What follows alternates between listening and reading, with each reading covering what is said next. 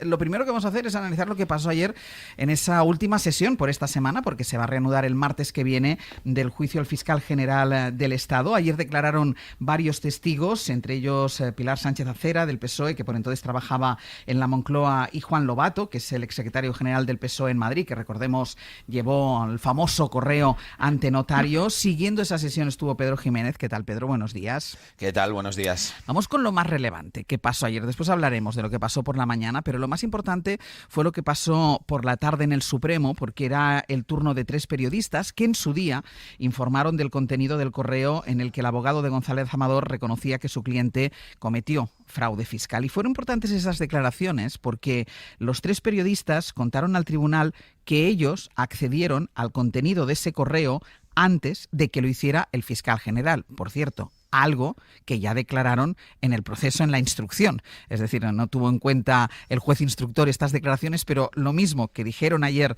en sede judicial, en el Supremo, ya lo dijeron también durante la instrucción. Y ellos, los periodistas, se han convertido en testigos clave por la particularidad del proceso, que ha hecho que en el Supremo se analice lo que implica el trabajo de un periodista, Pedro. Sí, la verdad es que fue bastante llamativa las declaraciones de ayer en la sesión de la tarde, porque los primeros 3 periodistas que han declarado no se han movido un milímetro respecto de lo que ya le explicaron al juez instructor, a Ángel Hurtado. Ellos manejaron el documento que se investiga antes de que lo tuviera el fiscal general. Eran 2 periodistas del diario.es y uno de La Sexta. El primero, Precedo, explicó que el 6 de marzo, una semana antes, tenía el expediente tributario de Alberto González Amador, la denuncia de la Fiscalía por fraude fiscal y el correo que se investiga. Todo lo tenía impreso sobre la mesa. Puso a un equipo del diario a trabajar la documentación y publicaron la denuncia. No publicaron el correo porque la fuente no le permitió usarlo. No tengo la oportunidad de publicar la imagen porque la fuente me dice que no podemos publicar la imagen. Me lo dice el 6 de marzo y me lo repite durante todo este procedimiento. Porque si yo pudiera publicar la imagen, en el momento en el que Isabel Díaz Ayuso niega toda nuestra información, pongo ahí la imagen y se acaba este cuento. Se acaba ese cuento. Decía José Precedo que preparó también un serial. Nos contó que preparó un serial desde el 6 de marzo que tenía la documentación, pero el 13 de marzo esa idea de hacer informaciones por entregas del expediente tributario de Alberto González Amador saltó por los aires gracias al bulo que fabricó Miguel Ángel Rodríguez, que ha llevado al banquillo al fiscal general. Una situación, dijo ayer, que le genera un dilema moral por estas razones. Que en 22 años de carrera, Álvaro García Ortiz no me ha pasado un papel nunca. Y nunca es nunca. Y aquí tengo un dilema moral bastante gordo, que tenemos todos los periodistas muchas veces, que es que yo sí sé quién es la fuente de esta historia. La sé. No la voy a decir por secreto profesional. Bueno, una cosa es que no la diga, pero otra cosa es que no nos amenace con que la sabe. Porque... No, yo digo que no amenazo a nadie. Digo que está el dilema moral de que hay una persona a la que se le pide cárcel que yo sé que es inocente porque conozco la fuente, pero no puedo decir mi fuente. Es un dilema moral, no es ninguna amenaza. Por su parte, el periodista de La Sexta ratificó que tenían la primera información que desmentía lo que publicó el diario El Mundo, ya redactada, y esto es importante, Ángeles, a las 9:54, es decir, 5 minutos antes de que recibiera ese documento el fiscal general. El compañero de La Sexta ya tenía redactada la información esa noche del 13 de marzo. Estos 40 minutos después de la noticia del Mundo, ¿es usted el primero que ofrece una versión diferente de los hechos a la que publica El Mundo? Sí, diferente y diametralmente opuesta, con lo cual lo que surgió, y lo recuerdo perfectamente en redes sociales, fue el desconcierto de quién tiene la razón, La Sexta o El Mundo, y creo que el tiempo pues nos ha venido a dar la razón.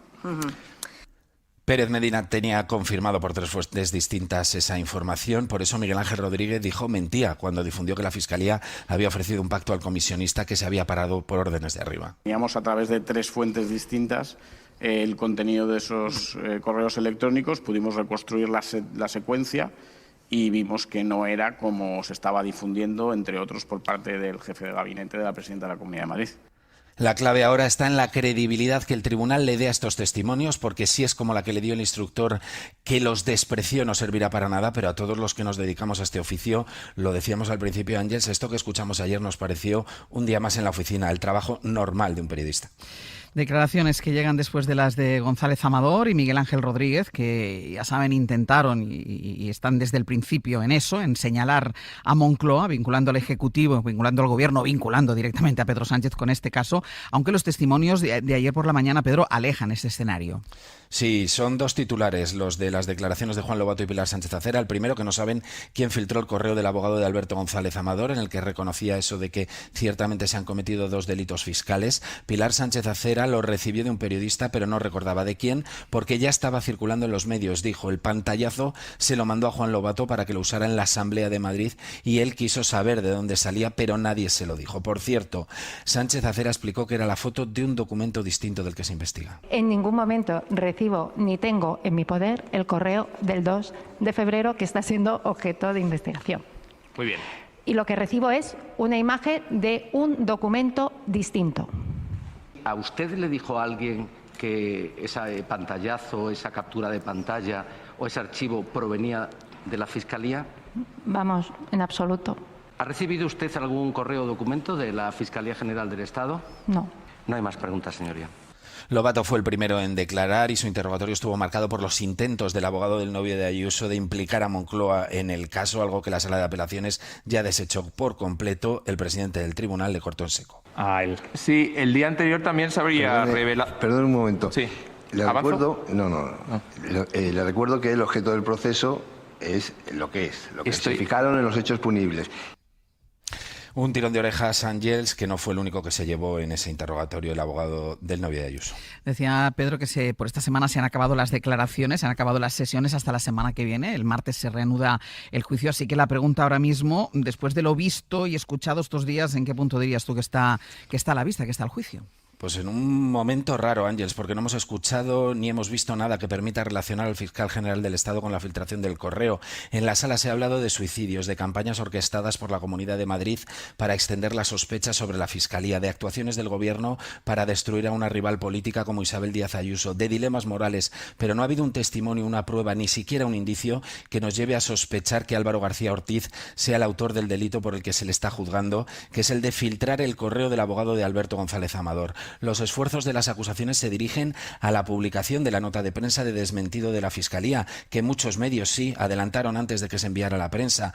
La semana que viene escucharemos a más periodistas, entre ellos a Miguel Ángel Campos, decir que tenían el correo antes que el acusado, y a la UCO, que será la que tenga que explicar por qué le otorgó un papel preeminente en la filtración de lo que de momento no tenemos ningún indicio en 3 jornadas de juicio. El fiscal general será el último en declarar. Pedro, gracias. Un abrazo. Decía Pedro, cuando escuchábamos las declaraciones de nuestros compañeros, los periodistas, sobre todo de José Precedo, que yo creo que explicaba perfectamente cuál es el trabajo de un periodista. Y decía Pedro Jiménez, bueno, es un día más en la oficina. Yo también le diría, no en todas las oficinas, porque no en todas las oficinas se trabaja de la misma manera. Y lo digo también porque veníamos del día anterior de escuchar al jefe de gabinete de Isabel Díaz Ayuso diciendo que difundió una mentira, que difundió un bulo, sabiendo que era una mentira, sabiendo que era un bulo, y la excusa que él puso es, bueno, es que yo soy periodista, yo no soy notario. No, los periodistas difundimos verdades y para ello las contrastamos y para ello respetamos a las fuentes. Si una fuente te dice esto no lo publiques, no se publica, y no se publica una información hasta que la tenemos suficientemente contrastada, al menos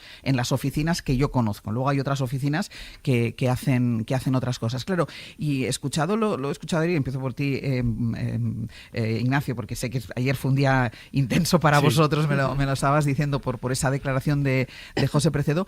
Claro, es que ellos, los periodistas, y José entre ellos, ya dijeron esto en el periodo de instrucción. Es decir, ¿qué tiene que pasar? O sea, ayer, escuchándole tanto a él como escuchando al resto de compañeros, y todo lo que se ha escuchado hasta ahora, lo decía Pedro Jiménez, no hay una prueba de cargos como para que el presidente de la sala dijera, miren, vamos a dejar de perder el tiempo, porque no hay ninguna prueba hasta ahora que incrimina a este señor. La instrucción del juez Hurtado, la investigación que hizo judicialmente, lo único que acreditó fue la hora exacta a la que el fiscal general del Estado accedió a esa información. Y luego lo que hizo fue ignorar todas las pruebas que había y todos los testimonios que había, no solo de los periodistas del diario.es, sino de los periodistas de la SER, los periodistas del País, Miguel Ángel Campos lo contó los aquí. Periodistas de La Sexta, incluso el periodista del Mundo habla de que a él le llega esa información sobre que hay unas negociaciones abiertas antes de acceder a ese correo que luego publica. Todo eso es previo a la hora en la que, al 13 de marzo, a las 21:59, que es la hora a la que sabemos de manera fehaciente que el fiscal general de Estado consigue por fin esa información. Con lo cual, lo anómalo para mí es que hayamos llegado ya a este punto, que con toda la instrucción, después de todo lo que se sabía en la instrucción, el juez Hurtado decidiese seguir adelante solamente basándose en pruebas que pueden ser indicios, bueno, no sé, que ha borrado el correo, que borró su correo electrónico o que tuvo mucha prisa por conseguir la información. Todo eso es cierto.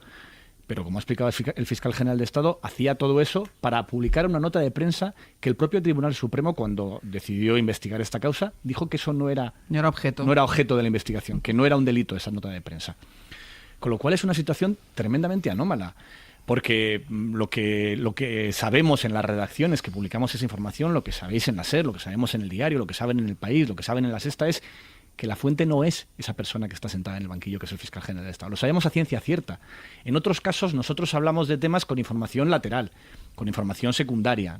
Aquí no, aquí nosotros somos actores principales. Sabemos perfectamente cómo llega esa información, cuándo llega esa información, de qué manera y sobre todo a través de qué persona.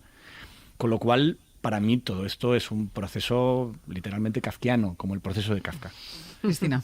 Yo creo que si unos guionistas se hubieran planteado hacer una serie con una temática parecida, no hubieran sido capaces de poner encima de la mesa tantos elementos kafkianos, efectivamente, como los que se están sucediendo aquí, uno detrás de otro. Porque no lo olvidemos, todo esto viene de una asunción, de un reconocimiento de un delito fiscal por parte del abogado de la pareja de la señora Ayuso. Yo insisto siempre en recordar esto, porque llega un momento donde ya te pierdes en todo el procedimiento, ¿no? Entonces, bueno, sobre todo si lo escuchas ayer a él presentándose como víctima. Efectivamente, él es una víctima que está pensando en irse del país o tener que suicidarse, ¿no? Bueno, todo esto viene de allí y ya toda la historia que sabemos. Al final, la sensación que da es que ya en esta fase que estamos se ha invertido totalmente la carga de la prueba. ¿Qué quiere decir eso? Que más que demostrar la acusación que el fiscal general del Estado es culpable, tiene que demostrar el fiscal general del Estado que es inocente. Lo cual es una enmienda a la totalidad al derecho en democracia, sobre todo al derecho penal. Y en ese sentido ya todo está desquiciado, ¿no? Y todo está absolutamente fuera de juego. Me parece muy interesante la reflexión que hacía José Percedo ayer en el tribunal, diciendo tengo un dilema moral, que por cierto luego el tribunal, o un juez del tribunal le decía algo así como que estaba amenazando. Bueno, pues que no sé dónde vio la amenaza. No era ninguna amenaza. No, es que no era ninguna amenaza. Efectivamente. Y de hecho estaba planteando algo que yo creo que en muchas conversaciones estos días ha salido. Efectivamente hay unos profesionales que dicen, no, yo sé que este señor es inocente, pero yo no puedo decir quién es la persona que a mí me ha filtrado el correo porque tengo una ética, una deontología, unos códigos profesionales que me lo impiden por encima de todo. Por lo tanto, allí, ¿cómo se sustancia esto, ¿no? Y es muy relevante porque en fase de instrucción esto ya pasó, como ya habéis comentado, que los periodistas dijeron, yo lo tenía antes. El jurado, o el juez Hurtado, perdón, en este caso no se lo creyó y no pasa nada, pero si en estos momentos, ahora ya en fase de juicio oral, pasa lo mismo, y el tribunal considera que esos periodistas mienten, tiene que abrir un procedimiento. ¿Lo va a hacer? Nos extrañaría mucho a todos, ¿verdad? Que abriera ese procedimiento. No, y luego ese dilema moral... Creo que voy contigo, Carlos, que sé que estás conectado. Que es importante. Nosotros no solo tenemos el derecho a proteger nuestras fuentes, tenemos la obligación. Claro. La obligación. Es decir, nosotros... cuando ayer explicamos todo lo que explicamos, cuando ayer Percedo explicó cuándo llega, cómo todo ese tipo de información, ya estamos en el límite de nuestro secreto profesional. Sí. Al decir, al jugar al quién es quién y decir este no ha sido o este ha sido, ya estamos en el límite de nuestro secreto profesional.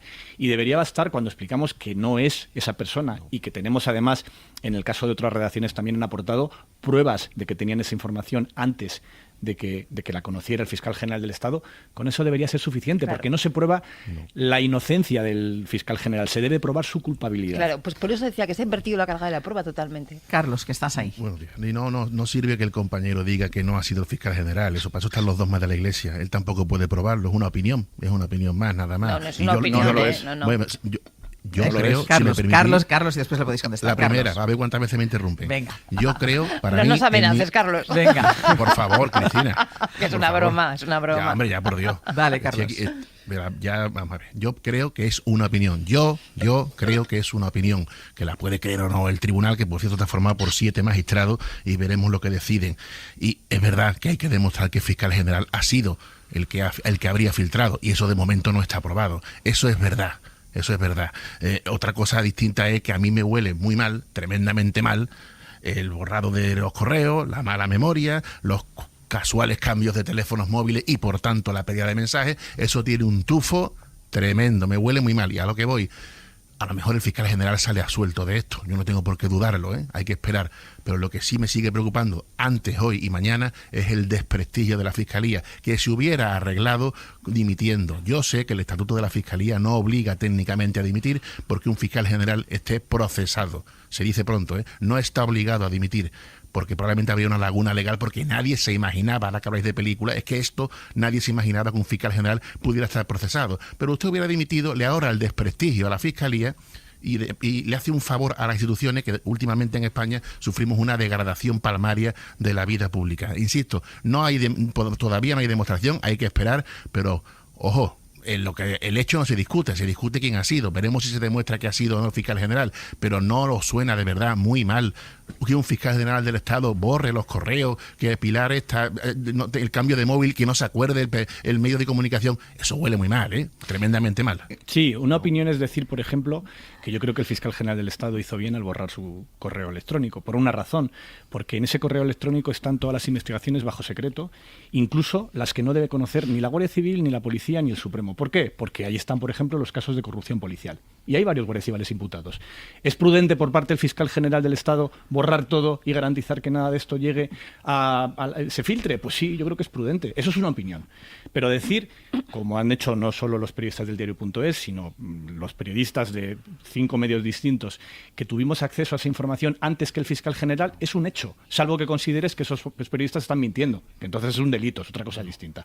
Pero no es una opinión en ningún caso. No es una opinión, porque además, insisto, aquí no hablamos, yo creo que aquí hablamos de lo que sabemos directamente, porque en este caso concreto, en este delito concreto, en este juicio concreto, la clave está en la persona que le pasó a la redacción de la SER, a la de La Sexta y a la del diario.es esa información. Es eso lo que se está investigando, no otra cosa. Y evidentemente, en la redacción de la SER, en la redacción del País, en la redacción de La Sexta y en la del diario.es sabemos perfectamente quién fue. Al menos nuestra fuente, a lo mejor hubo varias, no lo sabemos, pero desde luego yo sé quién fue la fuente que pasó esta información al diario.es y sé a ciencia cierta, no como opinión, que no fue el fiscal general del Estado.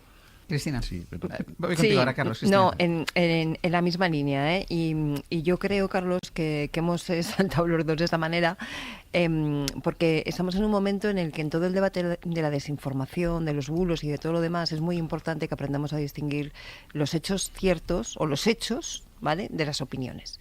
Y efectivamente, la opinión es una valoración que tú haces de algo, y tú puedes valorar que algo te parece bien o mal, o que tú crees, haces una suposición y crees, pero luego el hecho es que efectivamente, según dicen estos periodistas, ellos tenían esa información horas antes o días antes de que la tuviera el fiscal general del Estado. Y lo dicen en condición de testigos y con la obligación de decir verdad, Justamente. Y otra cosa es que se puede decir, no, bueno, es que hay alguno que miente. Bueno, eso sería distinto, ¿no? Pero es un hecho. Que sea cierto o que no sea cierto es lo que puede estar en estos momentos sujeto a valoración, pero en ningún momento es una opinión. Y por eso antes decíamos, si los jueces, si el tribunal considera que esos periodistas están mintiendo, es decir, que el hecho no es cierto, tendrán que abrir un procedimiento. Cosa que nos extrañaría. A mí por lo menos me extrañaría mucho, ¿no? Por lo tanto, aquí no se trata de una opinión que den esos periodistas diciendo yo creo que esta información yo la tenía. No. O sea, es que es un hecho que ellos constatan, que ellos tienen, que ellos ponen encima de la mesa. Y de ahí un poco la diferenciación, que insisto, creo que es una cuestión clave cuando luego hablamos de desinformación, distinguir lo que son opiniones, que efectivamente la democracia es un régimen de opinión continuo, y la verdad es una cosa muy subjetiva a veces, de lo que son hechos ciertos, son cuestiones objetivas que se pueden. Y cuando voy contigo, Carlos, cuando dices que si el juez considera que no dicen verdad, que habrá un procedimiento, hubiera podido pasar ya en el periodo de instrucción. Lo que pasa es que en fase de instrucción no es obligatorio hacerlo. Pero no es obligatorio hacerlo, pero sí es obligatorio decir verdad cuando declaras como testimonio. Carlos. Simplemente voy a cambiar, en vez de opinión, lo dejo en testimonio. No tengo ningún inconveniente. Vale. Probablemente sea más preciso testimonio. Ahí de acuerdo. Eso, y también estoy de acuerdo, que ha dicho Ignacio antes, que son compañeros que se han encontrado al límite de poder decir la fuente. Hace unos meses, aquí en el Hoy por Hoy, abordamos el tema de los sobresueldos en el PP de Sevilla, y pues el partido se cargó a una persona que a mí no me había dado la información. Y yo pude decir que no era, pero era un testimonio, entenderme bien. A lo mejor antes he sido impreciso. Era un testimonio, yo no podía decir quién era, pero sí podía decir quién no había sido, pero no me creyeron. Pues a eso es lo que iba simplemente. Por supuesto que está en el límite, pero ahora los 7 magistrados, insisto, 7, se podrán creer o no lo que dice este señor, pero es que ese señor no puede probar tampoco que no fue, como yo tampoco podía probarlo. Lo que podía decir es el testimonio. Os aseguro que no ha sido esta persona. No sirvió de nada, por cierto. Pero vamos, eso es lo de menos ahora. Aquí no es una persona, aquí son 5. Claro. Sí, pero pero si yo hablo del testimonio de esta persona, que es de este compañero, que ha dicho que no fue el fiscal general, que no fue ese testimonio, no opinión, testimonio. Ahora, ¿le creerán o no? Pero claro, tampoco puede probar él que no fue el fiscal general, simplemente, y tampoco quiero aburrir a los oyentes con una clase de periodismo. Sí, pero que lo que se tiene que probar en el juicio no es si no fue el fiscal general. Ah, no, por supuesto, también lo he dicho antes. Efectivamente. Y eso también lo he dicho antes. Insisto, es que ayer testificaron varios periodistas y en fase de instrucción de otros medios que irán la próxima semana, irán los periodistas del País y los de la SER. Y en el caso de lo que han dicho estos periodistas es que hay, incluso el periodista del Mundo, que testificó ayer también, contó que él tuvo acceso a otras fuentes previas a que tuviese eso, de que había una oferta de conformidad por parte del abogado. Es decir, que son medios tan distintos los que explican esto como lo es el País del Mundo, la SER, la Sexta o el Diario.es. Es decir, que no hablamos del testimonio de un periodista, sino de 5 periodistas, bueno, más de 5, porque son varios en varios medios. 5 periodistas de 5 medios distintos los que están diciendo pues algo muy evidente, que es que tuvieron acceso a esa información antes y que además, en algunos casos, como en el caso de los compañeros del País, aportaron conversaciones internas en su chat de WhatsApp donde se veía, donde se demostraba que no es solo un testimonio, sino que había la certeza en esos mensajes que estaban certificados ante notario, las horas a las que se enviaron, que muchísimo antes de que el fiscal general tuviera noticia, porque eso sí que está acreditado, a qué hora lo sabe el fiscal general. En la redacción del País también lo sabían. Y aquí solamente hay una manera de arreglar este problema de las fechas. O tiene una máquina del tiempo el fiscal general del Estado o no pudo ser él. También hay testimonios de compañeros fiscales que han dejado en mal lugar al fiscal general. Claro, que dicen que... Y al final, pero todo consiste Ignacio, al final lo que voy, yo insisto, seré muy pesado en eso, a lo que lamento es el desprestigio del Ministerio Público. ¿Y quién lo inicia? Estás manoseando... ¿quién lo podía haber evitado? Con una medida como decir, señores, renuncio en este momento y después, si soy absuelto, pues se arbitran los conductos para que vuelva. Eso no ha ocurrido. Yo he defendido que no debería dimitir, pero porque me veo no tiene obligación de dimitir, por supuesto. No, bueno, pero el inocente está procesado, cuidado, no está condenado, está procesado. De todas formas, yo creo que esa medida hubiera sido una cautela buena, saludable y muy recomendable. Y a mí lo que me preocupa es el desprestigio. Ojo, se dice pronto, del Ministerio Público. Yo de todas formas decía Carlos una cosa, no quiero aburrir con una clase de periodismo, pero yo sí que quiero poner en valor la buena praxis periodística, porque al final, si no se cree el testimonio, vamos a dejarlo así, de los compañeros periodistas, no crees en la buena praxis periodística. Y yo quiero recordar, y lo decía al principio, que venimos de una declaración de alguien que lanzó un bulo, que le compraron algunos medios de comunicación que no contrastaron, y esa persona que lanzó el bulo, que es Miguel Ángel Rodríguez, dijo antes de ayer en sede judicial, que él puede mentir porque es periodista. O sea, yo sí quiero poner en valor la buena praxis periodística y ese dilema que planteaba que el juez, que tampoco entiendo cómo vivió ese dilema como una amenaza, ese dilema de José Precedo, cuando dijo, si es que yo sé que la fuente no es este señor que está aquí sentado en el banquillo de los acusados, pero yo no puedo dar a conocer mi fuente. Y yo creo que ese es nuestro trabajo y es el que hay que poner en valor, y me duele especialmente que aquellas personas que sí tienen una buena praxis periodística, que hacen bien su trabajo, no sean creídos en sede judicial, y me preocupa, la verdad es que me preocupa.